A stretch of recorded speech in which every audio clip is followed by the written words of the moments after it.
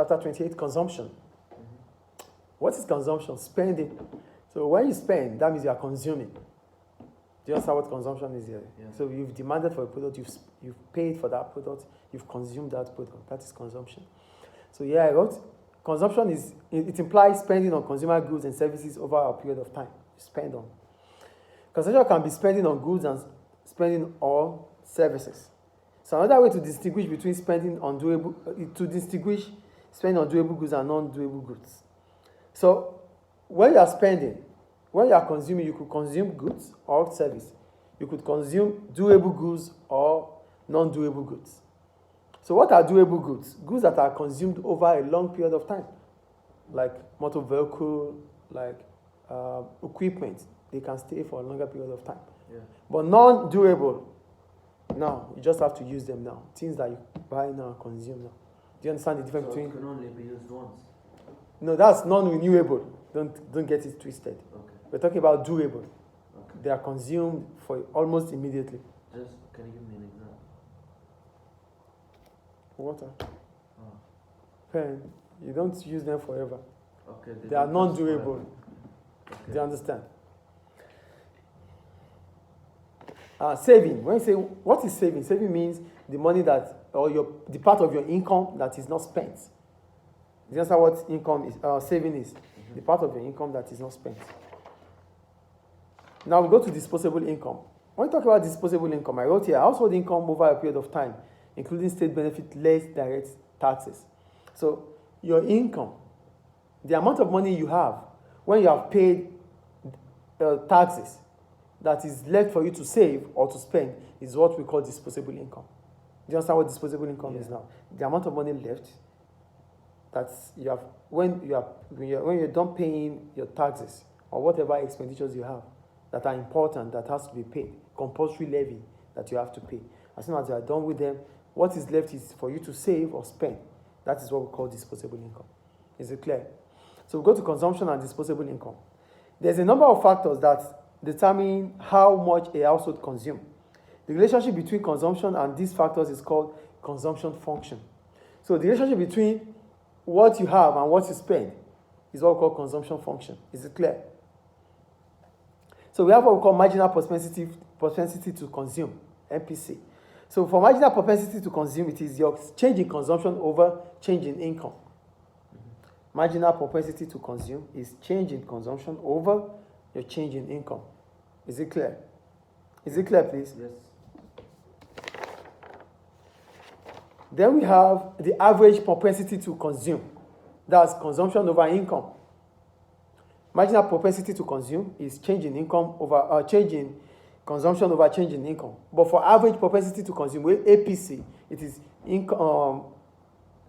consumption divided by income. Is it clear? Yes. So what are the other influences on consumption? What are those things other things that could influence consumption aside your MPC and APC? One, interest rates. So if the interest rate reduces, consumption will increase because the price of borrowing will fall. Then people will be able to borrow so much money to spend. And if the interest rate rises, consumption will fall because the prices of borrowing as increases or rises. Consumers will not be willing to borrow. Rather, they would want to save. Mm-hmm. Is it clear? Yeah. Consumer confidence. If consumers expect their situation to change, or if consumers expect their situation to change, or still stay the same in the future. So if they believe that their situation is going to change in the future, they can spend more. But if they think their situation is just going to be the same, they won't spend. They will maintain their spending. Do you understand? So confidence level can also determine spending or consumption. Is it clear? If you know you're going to earn more money in the future, you can spend more. But if you think the same amount of money you're going to earn in the future is less, or it's just the same as what you are earning now, you have to maintain your consumption. Is it clear? Okay. Wealth effect. If the wealth of the household increases, consumption will increase. If your wealth increases, your consumption will increase. The availability of credit. If government ensures that there's credit availability for firms or for consumers, then they will buy more because they know they are buying on credit. So they will buy more to pay at a later date. Yeah. Is it clear? So what are the determinants of saving? Remember I told you saving means what? The money that, the income, the part of the income that was not spent here. So what are the determinants of savings? We have the saving function. So for savings function, what does it imply? The relationship between the saving of household and the factors that determine it. Your savings and those factors that determine your saving is what we call saving functions. Is it clear? Yes. Your saving and the factor that determine your saving. Consumption function, your consumption and the factor that determines it, which is the income. Do you understand the difference between saving function and consumption function here? Yeah. Great. Then we have average propensity to save, APS. So for APS, it is what? Your savings divided by your income. Okay. Do you understand? For APC, it is your consumption divided by your income. Your APS is your savings divided by your income. Are you with me? Yes. Then we have the marginal propensity to save, MPS, which is what? Your change in savings over your change in income. Okay. Is it clear? Yeah. Then we have the savings ratio. So it is expressed as household savings as a percentage household disposable income. Your saving ratio is your household saving divided by the income. It's going to be in percentage. Household savings divided by household income times 100. Is it clear? Yes. Then we have this saving. So what is this saving? I wrote here. This occurs when an individual spends the amount of money that was greater than their disposable income. So when you are forced to spend more than your disposable income, that means you start digging into your savings to consume. That is what we call this saving. Do you understand what this saving means here? You have your disposable income. You are supposed to spend your disposable income. But when you have spent more than your disposable income, that you have to dig in deep into your savings to spend, it becomes this saving. So you're taking from saving. To spend. Yeah. Do you understand the saving here? Do you understand the saving? Yes.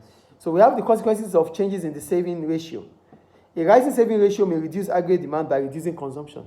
If the saving ratio in an economy increases, it means a lot of people are not spending, rather they are saving.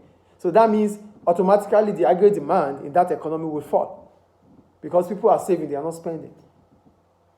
Do you understand that? Do you understand, please? Yes. A fall in saving ratio means consumer spending is increasing as a proportion of disposable income. So when there's also a fall in saving ratio, what does that mean? It means that people are spending their disposable income. Do you understand? That means the spending of disposable income continues to increase. So they are not saving, because disposable income is the amount of money you have, either to save or to spend. So if the saving in this economy falls, it means in this economy, consumers are spending their disposable income rather than saving. Is it clear? An increase in consumption should raise the current living standards. So if there's increase in consumption, the living standards will improve. Do you have any question about that? No. So this is all about consumption.